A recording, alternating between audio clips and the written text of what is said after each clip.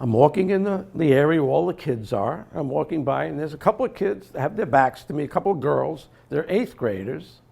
I don't know if I should say this, but she said it, and I'm going to say it. No, I'm not going to say it. All right, I'll say it. It was horrifying. What's 8th grade? 12 years old, right? She's berating her girlfriend for doing something sexually that she shouldn't have done, sanitary-wise.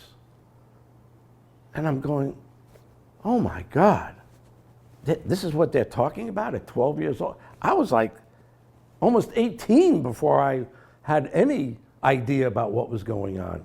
So I said to myself, I've got to do something, because it's not just these girls over here or these boys, they're all over. And so I got in front of my computer, and just something took over me, and I just started writing, and I typed as fast as I could. And so 275 pages later is this book called The Teen Lovecoach. How did this happen? You see the picture of the young lady sitting in a park by herself? This young lady would go to a park just to unwind after school. You know, kids drove her nuts, teachers drove her nuts, fighting and whatever they were doing, corrals just drove her nuts. She was just a simple young girl. But this simple young girl didn't have a father at home. This is all fictionist.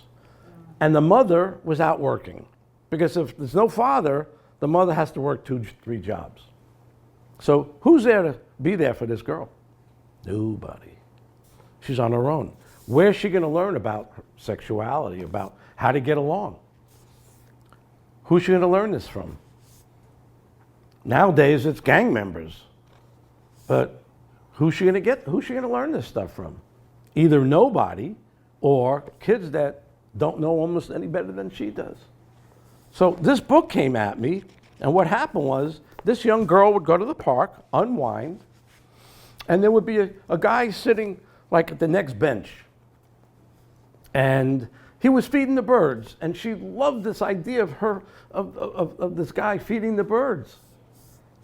And she, maybe a week or two after, she started watching this guy.